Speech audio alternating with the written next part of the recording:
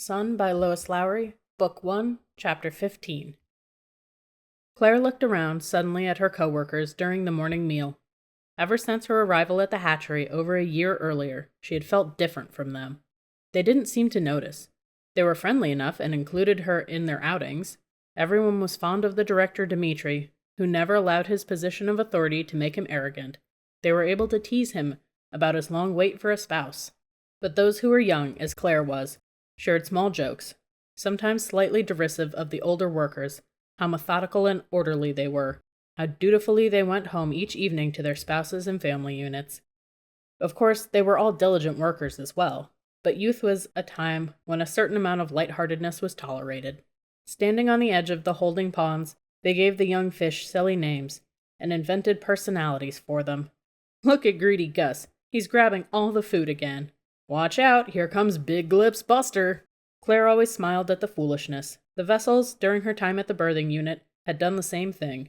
Found things to joke about, ways to pass the time. She had joined in. She had been part of it, and of them, until the end. But here, she had always felt separate, different. It was hard to identify why. But today at breakfast, she suddenly noticed something that she had taken for granted until now. As they cleared their plates, tossed their crumpled napkins into the waste container, and smoothed their uniforms in preparation for another day of work, each worker did one other routine quick thing. They each took a pill. Claire knew about the pills. The pill taking in the community began at about 12, or for some children, earlier. Parents observed their children and decided when the time had come. She herself had not been deemed ready for the pills before her ceremony of 12. It hadn't mattered to her, but those of her friends who took them found it a nuisance. But when she was selected birth mother at the ceremony, part of her list of instructions had specified, no pills. If you are already taking the pills, stop immediately. If you have not yet begun, do not begin. She remembered now that the pill prohibition had seemed unimportant at the time. Her parents, though, were a little flustered by it. They took the pills. So did her brother Peter. I had them here ready for you when the time came, Claire's mother had said with a nervous laugh. I suppose I'll just throw them away. Better turn them in, her father had suggested. She had asked the other vessels when she had taken up residence at the birthing unit. Were you already taking the pills? Claire inquired at mealtime one evening. Some had shrugged and said no, but several nodded. I stopped right away when I got my instructions, one girl said. I sort of tapered off, another girl explained. I think it's because we got switched over to vitamins, Nadia had said. She was referring to the carefully measured dosages of vitamins that all the vessels dutifully took each morning. The pills were probably just a different vitamin that we don't need anymore. No, the pill was something else entirely, Suzanne insisted. She was the one who said she had tapered off. She's right, Miriam said. The vitamins don't make us feel any different. But the pill, she hesitated. Well, taking it didn't seem to have any effects. But when I stopped taking it, I began to feel.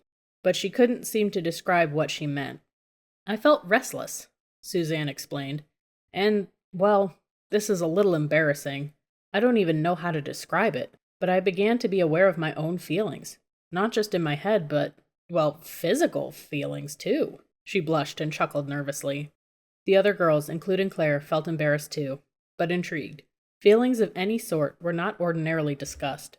Yes, that's it, Miriam agreed. And you know what? I think they want us to undergo that change. Without the pills, our body gets ready. That's what we're experiencing.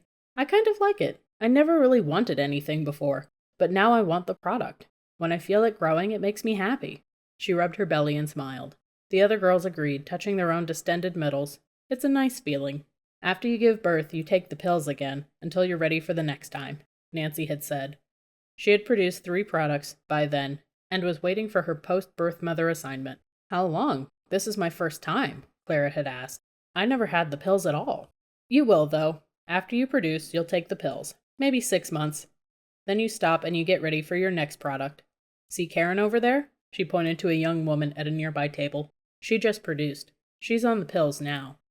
But in a few months, she'll need to start getting ready for her second production. It's really boring, Suzanne said in a whisper. When you're between births and taking the pills, nothing is much fun. You don't really notice it, though. Now, looking around in the hatchery cafeteria, Claire was aware that all the other workers took a pill every morning. And that was why, she realized, their conversation was always lighthearted, superficial, essentially meaningless. They were like the vessels in the pill-taking time between births, without feeling. She was the only one, she could see now, who did not take a pill each day, and she guessed that it was simply a mistake. Her disastrous birth experience and her decertification had been so sudden and startling that no one at the birthing unit had thought to supply her with pills or instruct her to take them. Perhaps each attendant had thought that someone else had done so, and so she was the only one who felt things. The only one. It was why she yearned for the child and felt her heart melt each time his little hand waved and he said bye-bye to her, calling out her name in his silvery voice, smiling that amazing smile. She would not let them take that from her, that feeling. If someone in authority noticed the error, if they delivered a supply of pills to her, she thought defiantly she would pretend, she would cheat, but she would never under any circumstances stifle the feelings she had discovered. She would die, Claire realized, before she would give up the love she felt for her son.